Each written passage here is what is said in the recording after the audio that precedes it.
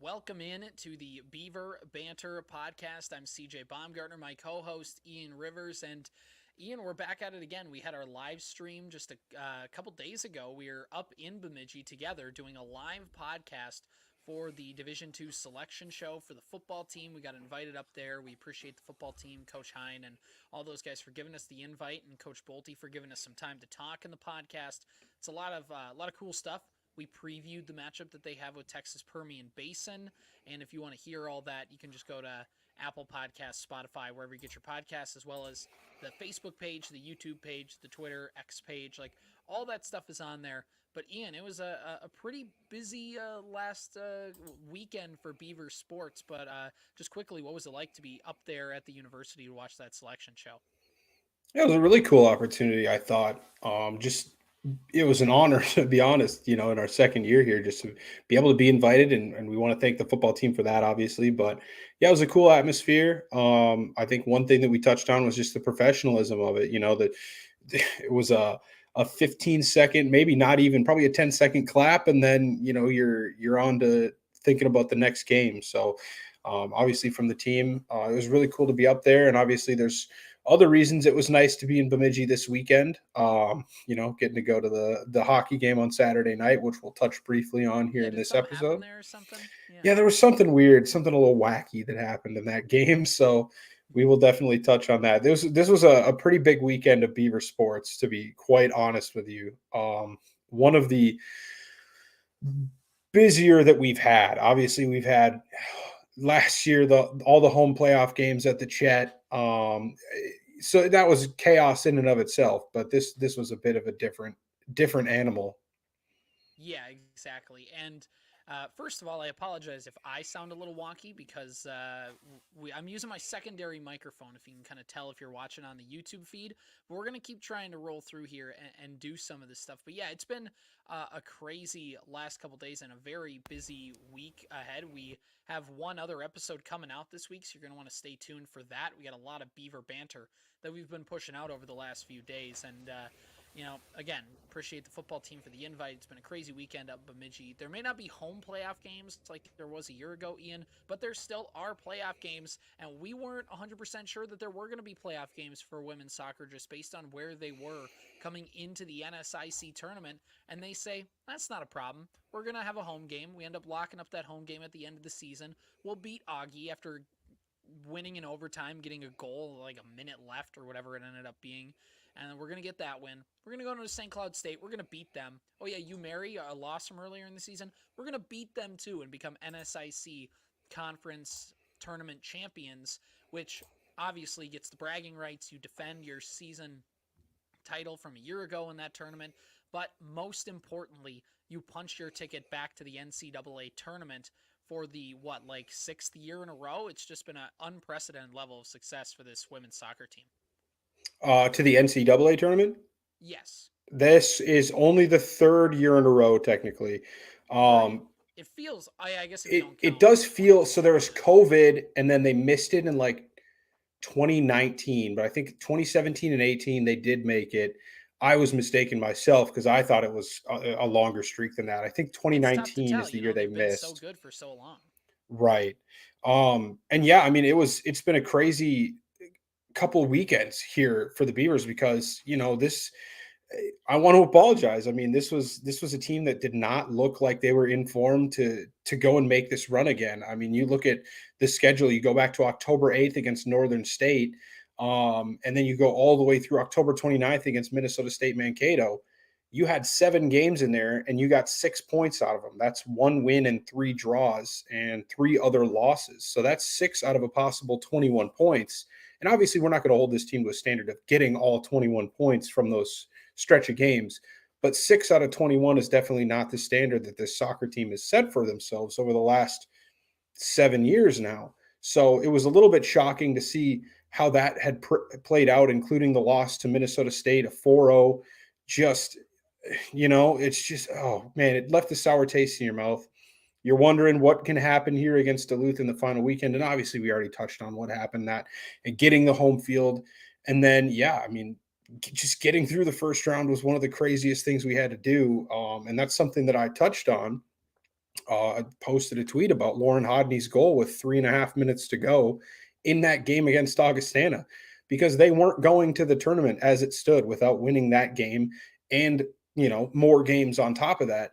And so saving the season with 3.5 minutes left and then going into overtime, getting the winner, extending it for at least another weekend, and now you've got yet another weekend and another trip back to the NCAA tournament. So it's been chaotic, and I guess it starts with the St. Cloud State semifinal.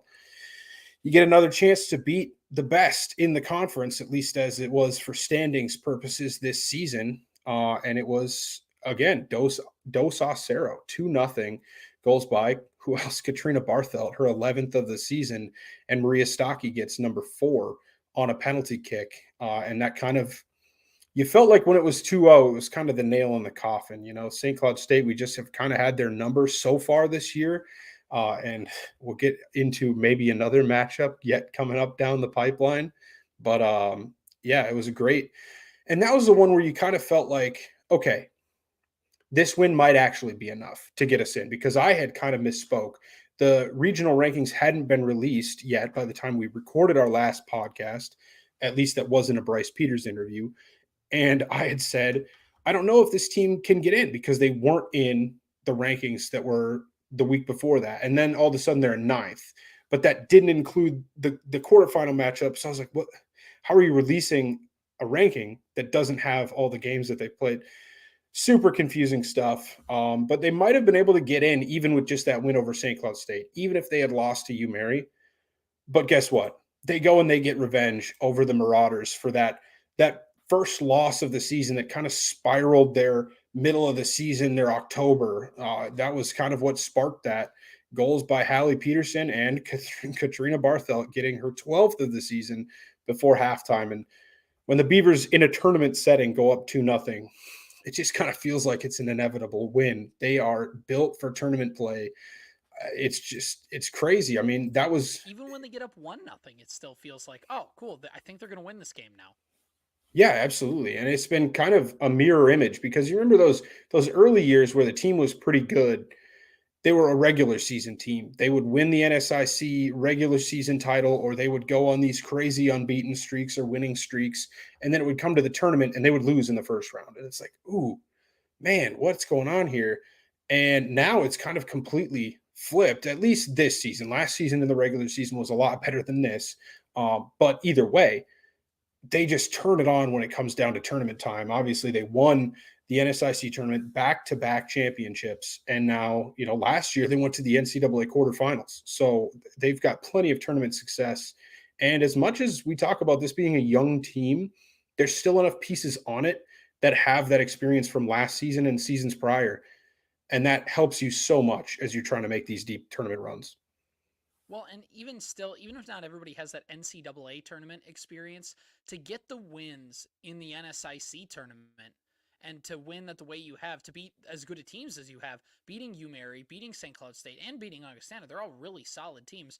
To be able to do that, I think the NCAA tournament shouldn't scare you at this point. You already had to go on the road, and like literally on the road for St. Cloud State. You played a neutral site game against UMary. Like, this team is just, they just got it, whether it's the way that they're built, whether it's just if they got that dog in them, like whatever it is. Like, this team is just, they got it. They got it. And that's kind of my poor, like, I don't have a ton of soccer analysis. I can't tell you, specific X's and O's things. I can tell you they got it. And they find ways to win, especially like you talked about, Ian, in the postseason. This is a team that is built on defense, and when they get this sounds stupid. When you score early, they're just in such a better position to win. No duh. But like, this is a team, when they got down 1-0 to Augustana, it felt like that's it. Like, they couldn't pull it out of them. And they did. But then they're like, let's not rely on that anymore. And they would get the goal early. I mean, in that championship game, that goal that they got was very early in the game. And as soon as they got that, I remember messaging you. I'm like, I can't remember what I said word for word, but it went along the vibe of like, oh, cool. So they won this game now. Like, it's over. Like, that's the confidence I have. If they get down 1-0, then it's like a little shaky. But when they get up even just 1-0 in these games, they pretty much are just able to play keep away from their opponent and win.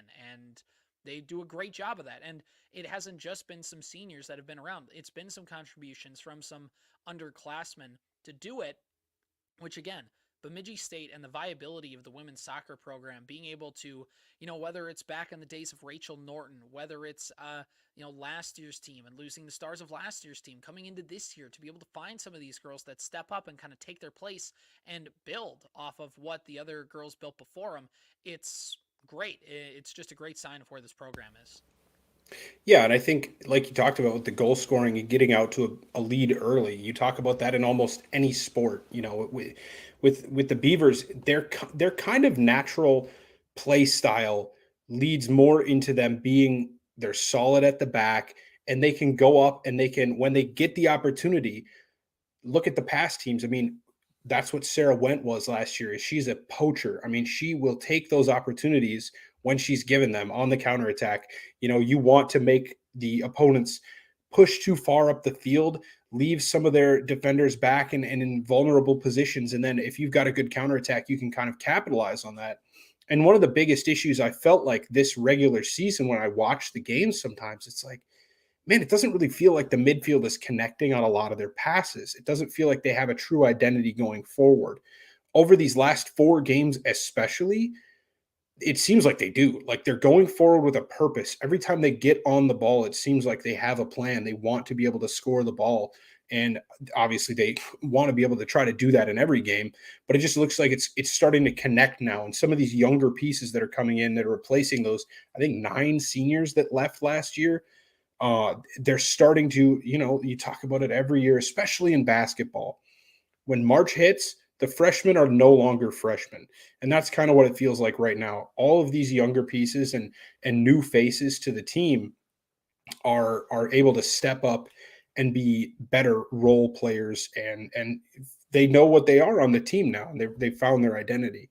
And I just want to touch on one other thing is, what was the biggest key that we felt like leaving last season you wanted to see? How are they going to replicate this? And it's something we talked about with the football team with Brendan Bolio. Who's going to step in and replicate that? It's the goal scoring of Sarah Went. She scored 14 goals in 25 games last year. That's a pretty good clip. Over a half a goal a game. I mean, that's, it sounds low, but when you understand the sport, that's a pretty good scoring record. And Katrina Bartheld has stepped in really well.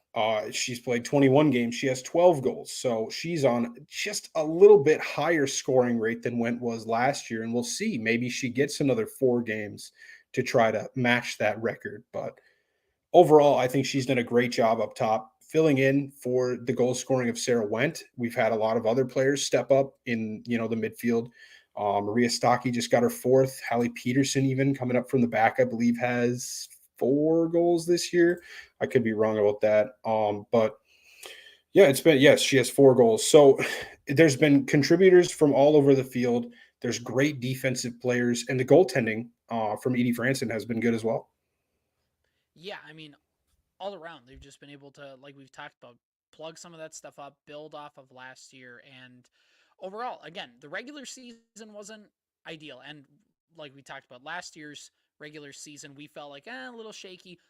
Last year's regular season success rate was just much better than it was this year. But again, they find that way to win and to put themselves into that spot, and they get credit for that. They get credit for that. All the dogging that we did against them back a month ago at this time, Ian was like, I don't know, things aren't shaping up, or things going to work out. This team just knows when to do it, and that bodes well for the playoffs. And the selection show for women's soccer was yesterday.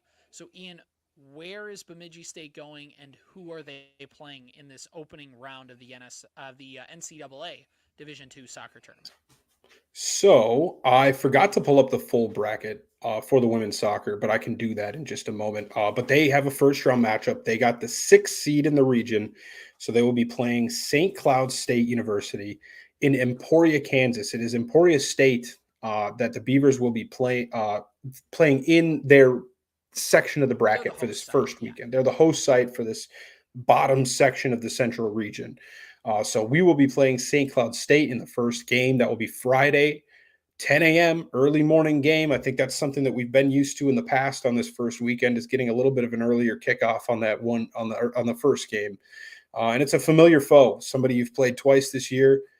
it's been, like I said, 2-0 Dos Acero both games. They're really embracing the U.S. Mexico men's national team rivalry there with that scoreline. Can you do it a third time? Can you beat this team 3 times in one season? They're going to be hungry. I mean, you robbed them of their tournament championship. They definitely would have wanted to complete the double themselves. So that's Well, going there's to a be chance that St. something. Cloud State probably hosts if they win the tournament. Right. Yeah. They might have had a very decent chance to be that number 2 seed. I believe they were heading into the tournament, the 2 seed in the central region. So they're going to be a little upset that they didn't get the chance to host this regional. And they're going to come out hungry. It's going to be a difficult team. But hey, we saw this a lot. I remember being in high school and like the Timberwolves were just terrible. The Minnesota Timberwolves, they're just bad. They're not a good team. For whatever reason, they beat the Thunder 3 out of 4 times every season. It's like, Right. how are we beating the 2 seed in the West 3 out of 4 times, but we only win 18 games a year? Like, what is happening? I think it's just the matchups. Like, Bemidji State has a pretty good matchup against St. Cloud State. There wasn't really any drama in that game. St. Cloud State never really. They had some good opportunities. I shouldn't say there was no drama, but I mean, there was nothing that made you think like, wow, that should have been a goal. Like that was a blatant miss. So, and I think that the Beavers do a good job against almost any opponent of taking those good chances away. So I think that they very well could win this game. It's going to be difficult because you've seen them now. This is your third time. And I think that's the big thing that makes me think, oh man, 3 times in one season. That's a tough task to beat a team, especially at the caliber of St. Cloud State. No disrespect to Minnesota Crookston, but if you play them in 3 games in a season, you might be a little bit more confident about winning all three. You know what I'm saying? So that's the only thing that I think might be a little difficult about this matchup. But I think that the Beavers can handle themselves. And one other thing that we've talked about is with the football team too. Defense travels, and the Beavers' defense is really solid, and I think that that's something they built this team's backbone on, and it could be a really big positive going into this NCAA tournament. Hey, one thing that we need to mention about St. Cloud State, I think Lucas of Beaver Territory mentioned this about St. Cloud State. They play at their football field. Why do they still have the hash marks and the goal line and stuff like that? They don't play football there anymore. They're not a real school. Well, they don't, and I don't know the intricacies of like turf and how easy it is to like remove those lines. Like, is that It's just probably painted very on or expensive. Probably right? very expensive to change turf. Yeah, you probably have to paint over it. I mean, turfs are like multi-million dollar replacements, especially at Yeah. that size. Well, that's one answer to that question. The other answer is they still host football games. It's just not St. Cloud State University. I'm from South Central Minnesota, and whenever my high school would go to like the section finals playoff game to try to get into state tournament, it was at St. Cloud State University, and I'm sure that they still do host a lot of those section games from around that area just because it's a pretty nice stadium, all things considered. So, not to give them too much credit over anything, but Right. yeah. I So mean, I they think did. that's the answer to that question. I understand why Lucas would raise that because it does look a little silly when you don't have a program of your own, but I think that that's just kind of the answer. I couldn't tell with if it was like half question or like half snarky response because I totally would have said the exact same thing. It's funny because I follow some people who like went to St. Cloud State on Twitter and stuff like that. And every once in a while, their president will tweet something, and there's just every single response is just like the president will tweet something like, "Come on out to the homecoming parade," and every single comment will be, "Oh, is it after the football game? When's the football game? Homecoming football game? Who are they playing?" Like obviously St. Cloud State does well in some other sports, but just the whole thing about their football team being gone is always it's a rich mind to vein if you're a school like Bemidji State up here. So I just had to take that shot. But yeah, beeves up, dogs down. That's pretty much the best analysis I have. I've covered a lot of high school sports, and the thing that high school coaches will tell me all the time, and I was told this by a coach in a postseason volleyball game who beat a team that they were going to play at home. They were going to play them in this playoff game right before. She's like, "Yeah, we beat them twice in the regular season, but it's tough to beat a team 3 times," and that team lost. So like that, coaches know it, everybody knows it, the Beavers know, like yeah, obviously, just because you've had the regular season success and you've played so well doesn't mean you can take them lightly. So this is going to be a good game. Bemidji State's going to come ready to play, and it's a team against. And by the way, Emporia State, they got some history with Emporia. So this is this is going to be a fun kind of section. This is going to be a fun little grouping for the Beavers in this early part of the Division II soccer tournament. Yeah, absolutely. I was going to make a comment on that. Emporia State is the team that the Beavers beat in the round of 16 last season in Bemidji at the Chet. They tied them 1-1 and then won 3-1 on penalty kicks. Alyssa Stamba had a worldy of a performance in that penalty kick shootout. And I think the player to watch out for from Emporia State is definitely Mackenzie DeMarco, who again is leading for maybe the NCAA in goals. And I don't have the exact number in front of me, but when they said it on the selection show, I was like, wow, that's insane. And she scored 23 goals last season. She is definitely somebody to watch out for if that is to be the second round matchup for the Beavers. I've got the bracket pulled up so we can go over that quickly. The Central region looks like this. Washburn is the number 1 overall seed. They play Ouachita Baptist. There's some nuanced way of saying that town name or something like that, and I can't perfect it. And then Minnesota State, the Mavericks will play Central Missouri. And they matched up, I believe, earlier this season as well. And then Emporia State and Fort Hays State are the 2-7 matchup from the Beavers side of the bracket. And then you've got St. Cloud State and Bemidji State. So that's what the Central region looks like. And I think, there's only one other comment that I think I was going to make on soccer. And that's just like, how unfortunate is it that the NSIC tournament is hosted by whoever the highest seed in the semifinals is. And I understand why that is. Obviously, you don't want to have a ton of travel costs for these schools. And I understand that. But this is now the second year in a row where if that was not a thing, the Beavers would have hosted the NSIC title game on their home field. And I'm just sad that our fans and our students were robbed of seeing potential trophies being lifted by their university on their home field. But hey, I guess that he was also in town for the game. I was. And so like, that's the frustrating part is we were invited up obviously graciously by the football team. And so I'm not in an area around St. Cloud where I could have gone to the game if I hadn't been invited up. I could have gone to the championship game in St. Cloud that day and watched it, but now no, I'm in Bemidji, and so I could have watched it if they would have been able to host it. Shirtless guy running onto the St. Cloud State turf. Yes, so that's my only gripe with that. But again, I understand it, and maybe hey, maybe you should win the conference if you want to host your games. Yeah, I understand. All right, so it's a minor thing, but that's just my comment on that.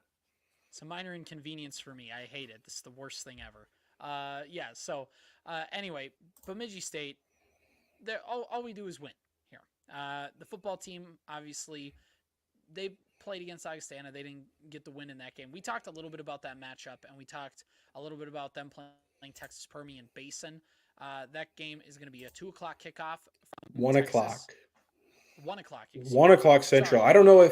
I don't know if Midland, Texas is in a different time zone or if they automatically just give Eastern time for that. But yeah. I'm not sure what that would be because, yeah, it says 1 p.m. on the Beavers website. And I think it said 2 p.m. when we looked originally on the Texas Permian. So maybe it's their website that's just like, oh, yeah, we're just going to be nuanced and do it at Eastern time, even though we're in the Central time zone.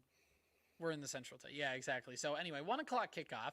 I'm guessing you can be able to watch it like any game, just right on the NSIC app.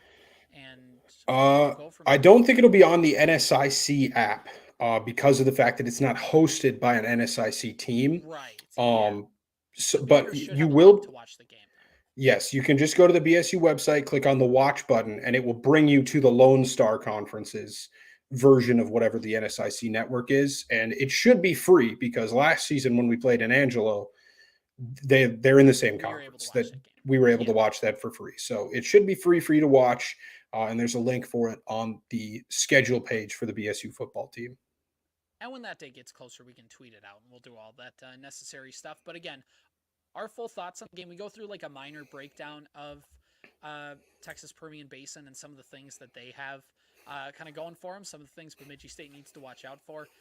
So go listen to that podcast, Apple Podcast, Spotify, wherever you get your podcasts, YouTube, Twitter, Facebook, all those places is where you can watch and listen to our live stream down there. We also talked with Bemidji State football coach Brent Bolte, and he gave his thoughts on a bunch of stuff. So that was really cool. Ian, I know we're going to talk volleyball here in a second, but since we're just on the topic of football, anything kind of come to mind over the last couple days that you kind of ruminated on this game? Because my only thought has basically been, that Lone Star Conference is good, and if they came out of there, Bemidji State can win. It's just going to be a tough one. Yeah, they've got some good teams in that conference. They're not necessarily, I wouldn't say they're super better than the NSIC. Obviously, there's 3 playoff teams from the NSIC and only the one from this Lone Star Conference. And so, or no, two with Central Washington. I'm sorry.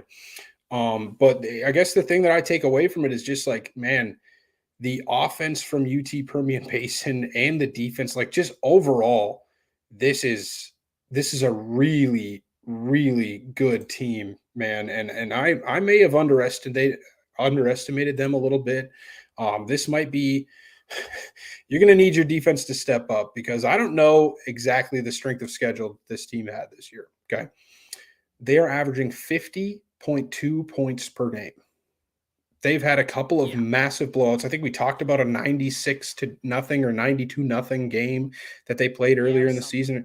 Something ridiculously high. Something like that, yeah. Yeah, ridiculous. And obviously that's happened more than once this season if they're averaging 50 points a game. And then they're allowing a crispy 16 points a game. So just a dominant season from Permian Basin. That is massive. Yeah, they're running the ball for 238 yards per game.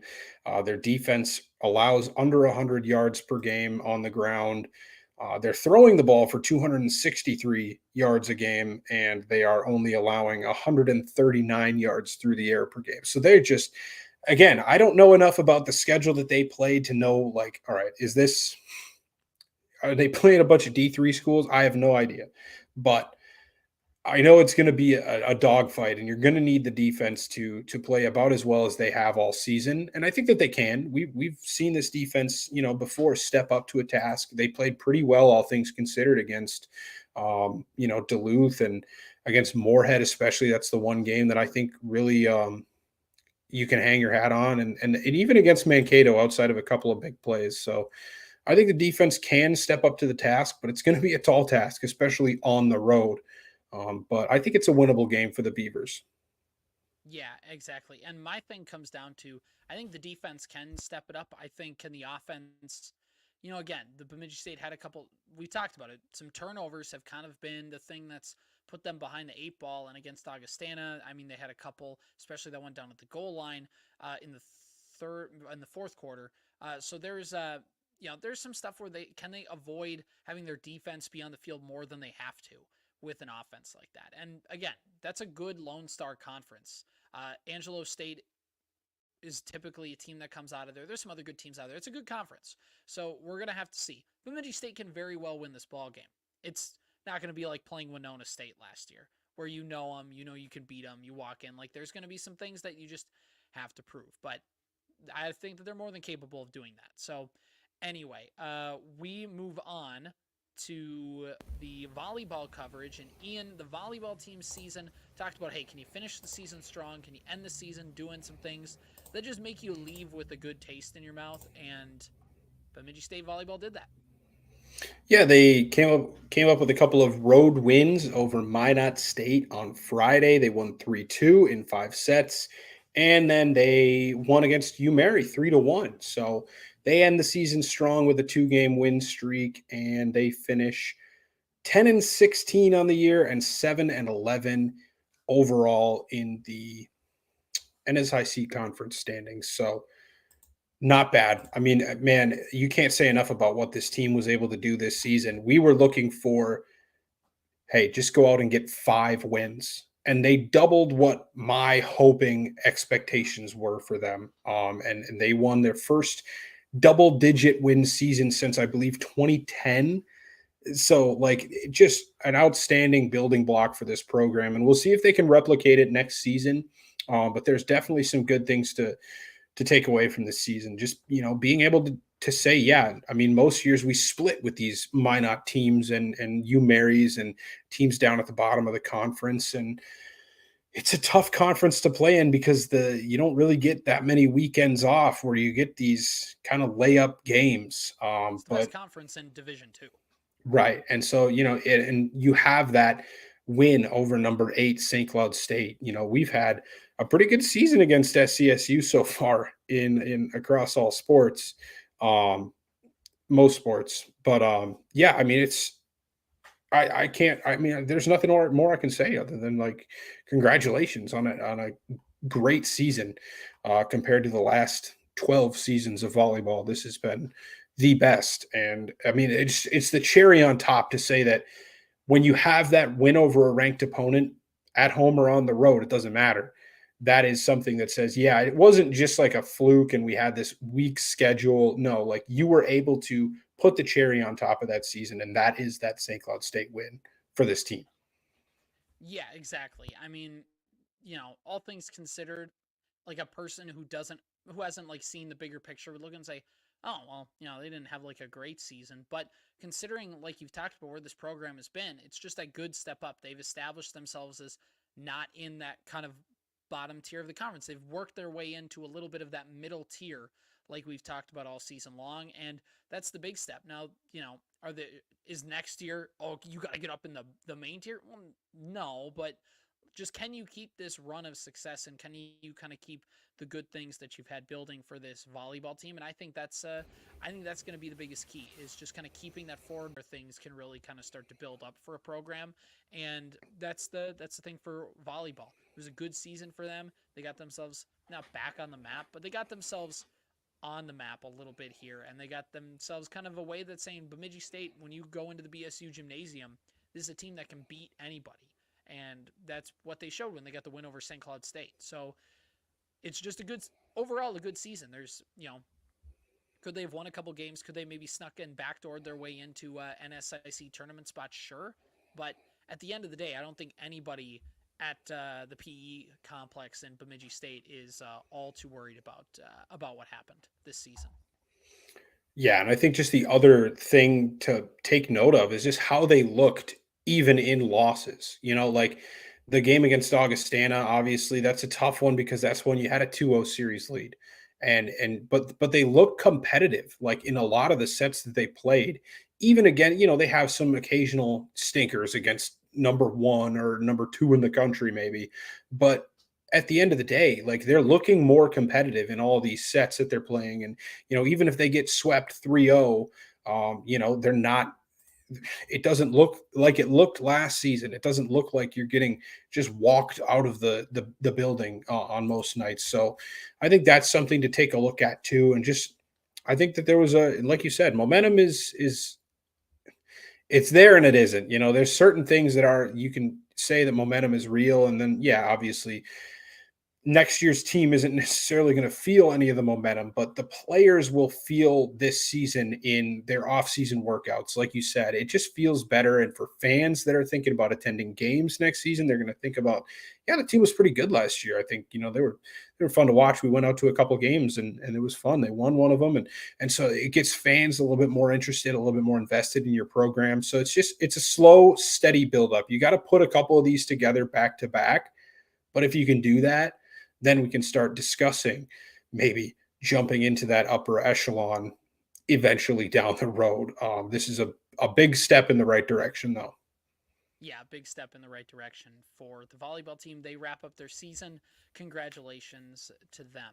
All right, Ian. So we kind of shift gears here a little bit as we move into hockey. And there's a couple things that we want to get out of the way.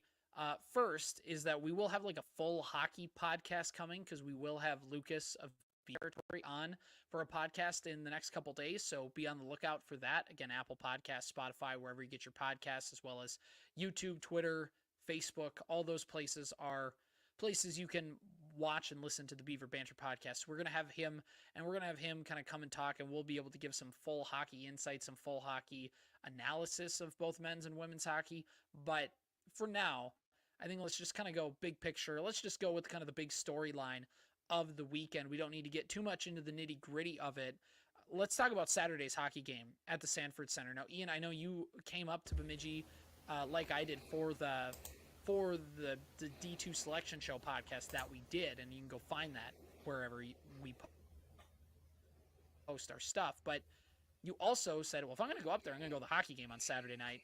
And boy, did you pick a good one to go to. Yeah, it didn't seem like it. It seemed like it was just, we were thinking, and again, we'll touch more on the game, but spoiler alert, the Beavers had a 4-0 comeback. They were down 4-0 with about 5 minutes left in the second period. And I'm thinking like, man, this could be like one of the lowest Beaver hockey seasons since 2015. Like back before the season right before they won the McNaughton Cup. And it was just like you're about to go on a 4-game losing streak, it felt like. Where's the offense coming from? When is Scholl going to come back? And it felt negative, Enright. And I'm not here to. It is not our duty to sit here and ream on any player, but Enright, he had a great series against St. Thomas, and even against Lake Superior State, he showed some flashes and he made some big saves in some games. But he's also kind of the reason that you're in those spots where, yeah, he's allowed. And even Saturday night, he allowed 3 goals on the first 5 shots of the game. We talked about it in the concourse. It's like end of the first period, we're down 2-0, and we've held Michigan Tech to 3 shots on goal in this period. It was unbelievable. And then it's just like I said, the 5 minutes left in that second period, the switch just flipped. It was a completely different hockey team. Enright's making big save after big save. The offense is clicking. The defense is not letting them get any sustained pressure in the offensive zone for Michigan Tech at least. And it's just a flurry of goals. It's 4-3 by the end of the second period, and they end up tying the game and coming out. Eric Polkamp, his dad's in attendance. It's his 60th birthday, and he scores the game winner with 4 minutes to go. And then Kyle Loaf finishes it off with an empty net. It was. I haven't compiled a list, but it was definitely top 3 in terms of Beaver games that I've been to that I've had the most fun at. And obviously, it started off pretty badly, but the end was just an absurd. I mean, attendance wasn't necessarily what you would like it at, but it was better than the St. Thomas series by far. And I thought the building was just rocking. Obviously you're coming back from 4-0 down. It was a fun game to be at. Definitely top 3, right up there with some of those Michigan Tech games from that McNaughton Cup season, all the way back to 2016-17. And then I probably would have to throw the Friday night game in there right before COVID, CCHA title on the line, or maybe it was still the WCHA at that point. But no, I think it was the first season. I can't remember. I think it was WCHA, but yeah, title on the line, Beavers Mavericks. They won the Friday night game. That was a super fun game to be at. And obviously Saturday wasn't as great because they lost, but I mean, it was just great. It was a great game to be at. I'm super psyched. I mean, that's the one positive. I talked about the negative of not being able to go to the women's championship game in the soccer. But this was, I guess, a little bit of a makeup game where it's like, okay, cool. I got to witness one of the biggest comebacks in Division I hockey history, at least for the Beavers. So, yeah, it's got to be up there for one of the best Bemidji State games of all time, especially in the Division I era. Their biggest win as a program since Wisconsin in the NCAA tournament. That's the only one that's got to be close, right? Yeah, I mean, just what it felt like, and I don't want to say too much about it because we'll talk about it tomorrow, and then you'll hear about it on Thursday, I think, when we release that episode, Thursday morning. But it just felt like you needed this game, not only for the CCHA standings and the points that you could be leaving on the table, but for what it means for the team going forward and the momentum that hopefully this is going to shoot into the teams. We talk about momentum from a weekend to weekend thing, and I don't know if momentum is the right word, but it's man, is this the spark that's going to light the fire that kind of helps propel this team down the back stretch of this season. And obviously, we're not that far in, like 4 or 5 weekends now, but I think this is a big turning point, and definitely if the Beavers end up making any sort of run at, the CCHA title, you're going to look back and think this season, this weekend right here, was a big turning point. Yeah, exactly. It's just one of those where you feel like it you feel like, hey, we can overcome anything. A 4-0 deficit, you're able to do it. I mean, first of all, it's just nice to have it happen against Tech. There's not too many schools that you'd rather have it happen to.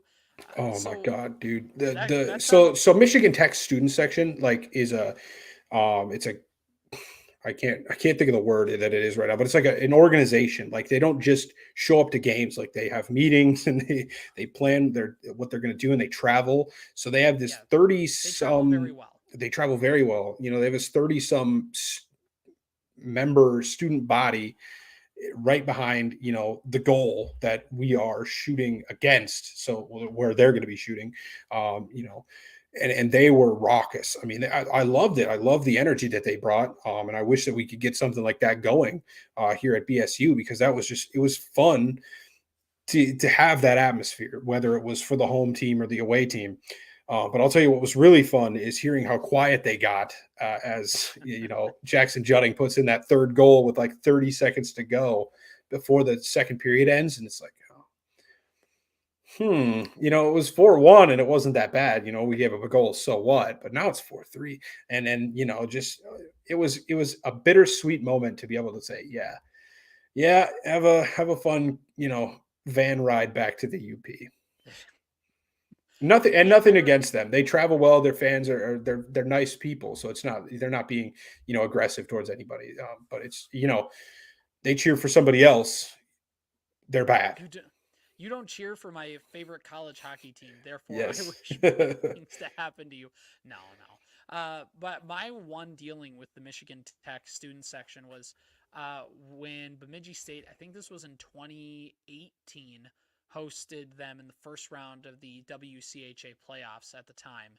And Bemidji State was getting beat, or like it was close, but they ended up losing. They ended up getting swept in 2 games in that opening round that year. And all I remember is like us as an entire student section. I didn't make this decision. I was just kind of going with the flow.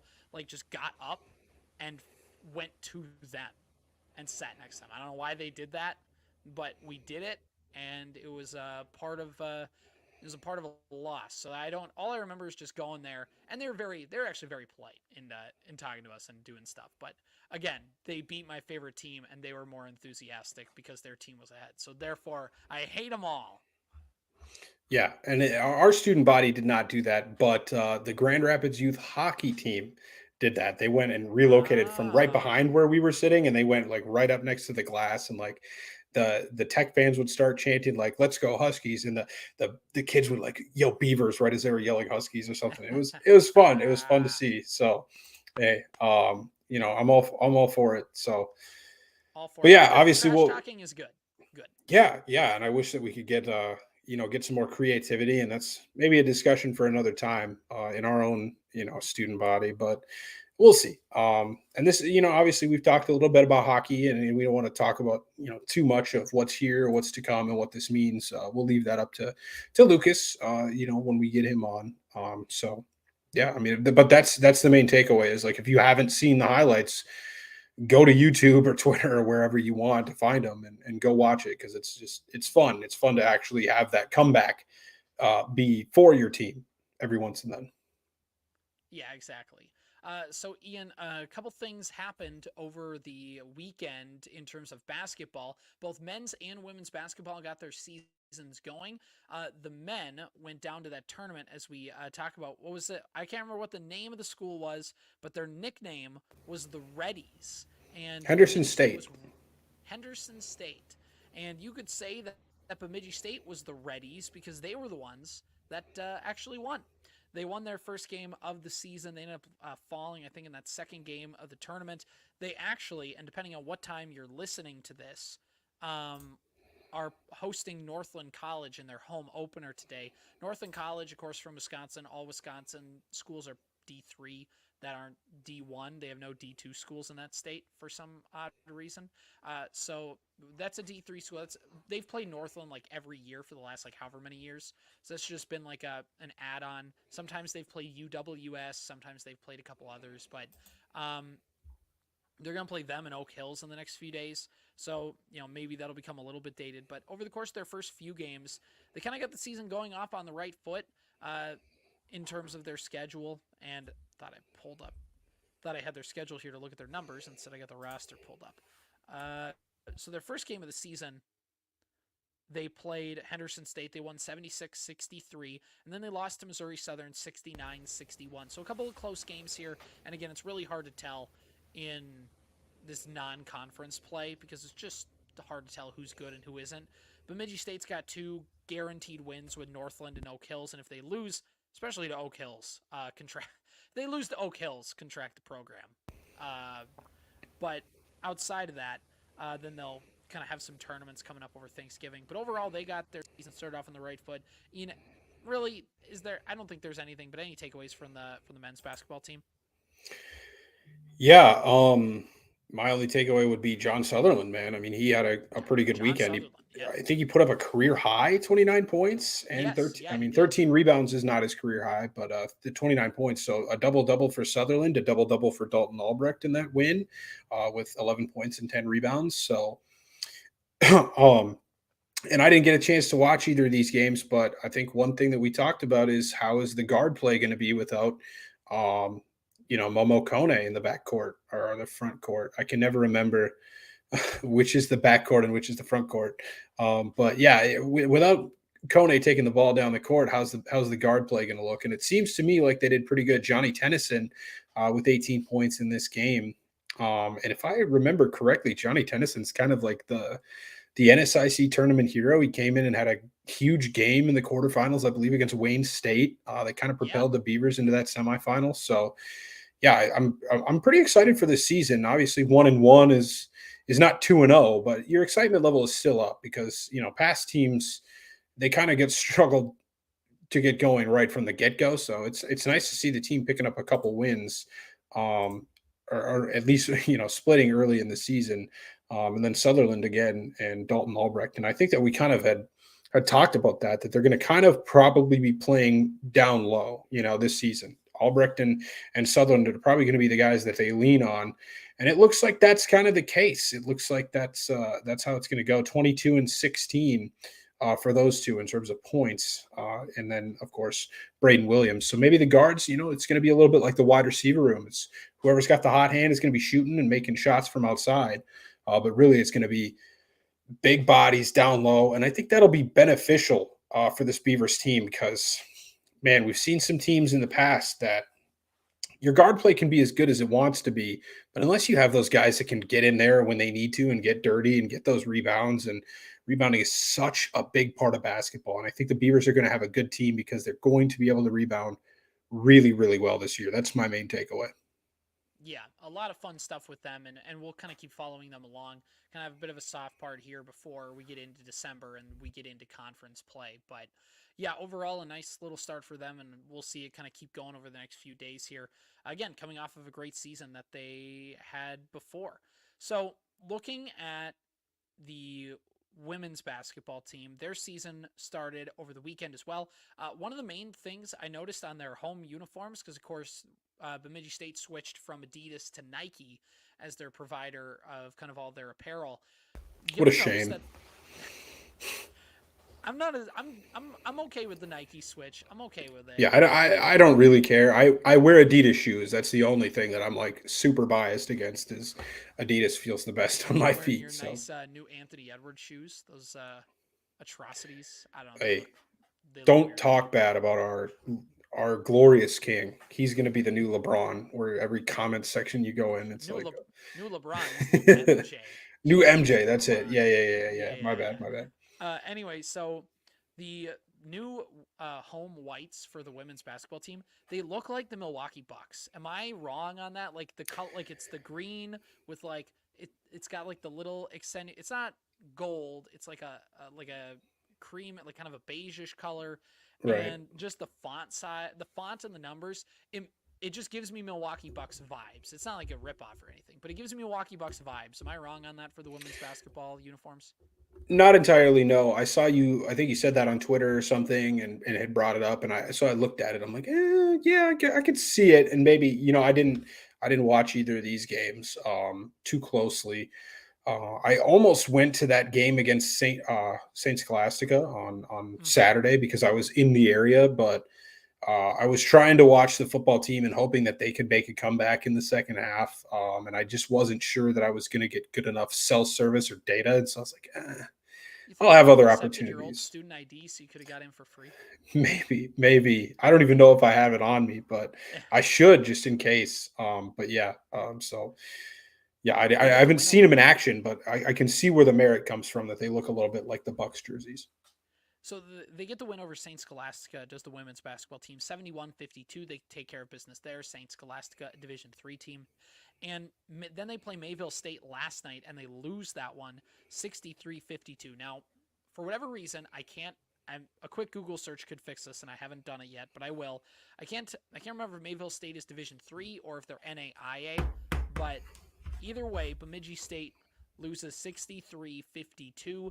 Really, if you look at the second quarter, Bemidji State got outscored 22-8, and that's pretty much what lofted them over. Bemidji State won the first and fourth quarters. Mayville played really well in the second and third quarters to kind of get themselves into that position to win. If you look at the second and third quarters, Bemidji State was outscored 39-19, and that's ended up what was the difference in this ball game. So, if you're Bemidji State, obviously not an ideal start to that with losing to a team in Mayville State. Again, good program. They're a good team, but still, being the Division II team you are, you still would hope that they would come out with that one. They have a chance to kind of get back and bounce back a little bit here. They're going to play Minnesota Morris. That should be a nice little win against the Division III team there at the BSU Gymnasium on Saturday. And then they kind of have a brief hiatus through Thanksgiving. They don't play until December. And then, bam, we're right into NSIC play. So Bemidji State only has one more game to kind of tune things up before we get into the meat and potatoes of the schedule for women's basketball. Yeah. I mean, they are an NAIA school, from what I NAIA, yep. gather, in North Dakota there. And I swear that game was an exhibition when I looked at it like 2 weeks ago or last I week, even. thought it was But too, now I'm but seeing that it counts and they're 1-1 and it counts against their record. And I'm like, maybe it got what's changed. not Maybe adding there's up? a typo.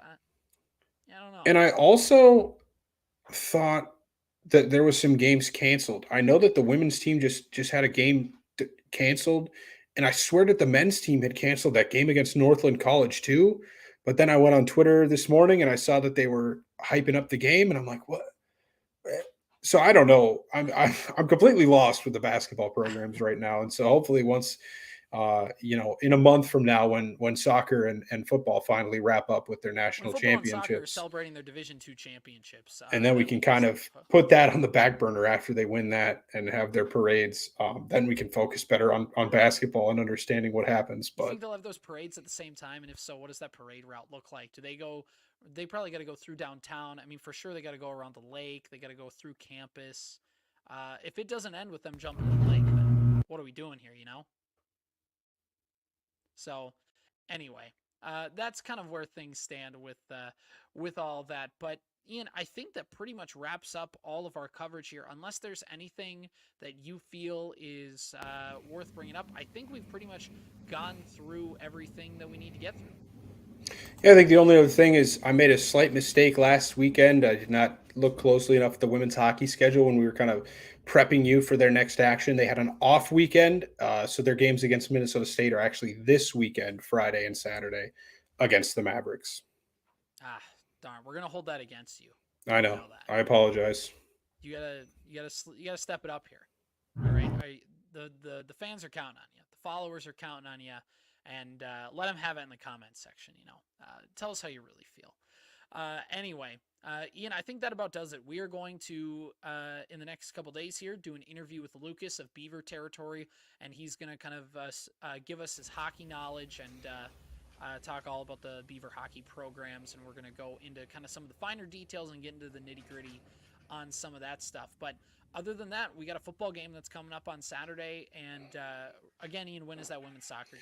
Soccer game Friday, 10 a.m. Central Time. Right. So those Yep. are the two big ticket items. Obviously, hockey and basketball. Basketball, 6 p.m. tonight. They play again in a couple of days or something like that. So go to bsubeavers.com, check out the schedules, watch every game you possibly can, support the team, go to the games, go to Mankato, fill their rink up with green and piss off the Maverick fans. Horns down. You know the spiel. Come on. Come Yes. on. You know what you're doing. There we go. This has been the Beaver Banter podcast. We will catch you guys next time, and again, be looking out for more content here in the coming days with everything that's going on. And again, had a little bit of microphone issues. I'm using a bit of a slower laptop today, so thanks for bearing through with us on the stream. And if some audio sounds a little weird, just chalk it up to that. We'll have it fixed by the next episode here. But until then, we'll see you guys next time.